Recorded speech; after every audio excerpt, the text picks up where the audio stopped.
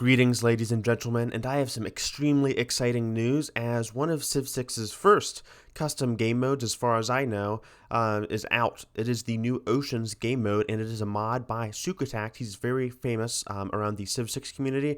I think he's even done some Civ 5 mods, but this is the first time I've seen an actual mod implement a new game mode, and this is Sukritact's Oceans.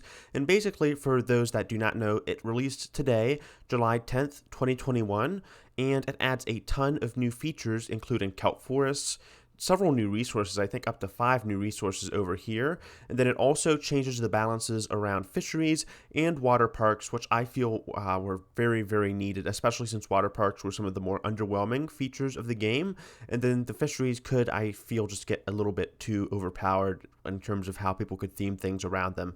But I do want to talk about just several of these quick features, as I don't want to get too in-depth to it, in the discussion, because I'm not too familiar with the mod itself, but as I understand it, Sukritact is always very, very good and skilled with modding. He always polishes his mod, so I'm sure there won't be too many problems with this out on day one, though any beta testing and bug testing for this will probably be appreciated. So anyhow, you can find this link in the description below, but I just want to cover some of the bonuses here and the new additions to the mod. So the new kelp forest terrain feature grows in coastal waters, and it really adds to the terrain, I think, and it spices things up. Civ 6 always needed some more color, and the form of the different fish you can find and all the new resources really add some of that diversity to coastal environments, especially with some of these new resources. We have seals, which the Canadians are definitely not going to like. They have +1 production, adds more production to the coast, which is definitely I think at least required for coastal starts, since production can be very hard to come across. Coastal starts are very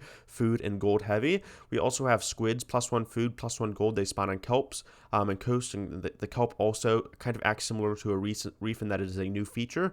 And then we have the caviar, +3 gold, very good for merchant empires like the Mali. And then we have coral, +1 faith, interestingly enough, not +1 production or +1 science, but +1 faith. And that is actually separate from, or seems to be going on, it seems to be added on, bit of a tongue twister there, to the reefs. And then finally, we have delicious lobsters. We can make all kinds of things out of them, like Thermidor, and they get +1 science, interestingly not culture or production or food. And then they spawn on coasts, kelp, and or reefs. So again, a lot of diversity. There's some changes to the water parks. The aquariums and the aquatic center have kind of been reworked. I'll let you guys delve into that and see whether or not you actually like the changes, though I think they are reasonable. Again, kind of emphasizing more placements and just being careful with how you kind of mess around with your city layout and whatnot. So always loving mods that require the player to kind of put more thought into the game, and I feel like the main game and the base game with the expansions and everything kind of is lacking in that aspect, maybe not so much with the new Frontier Pass.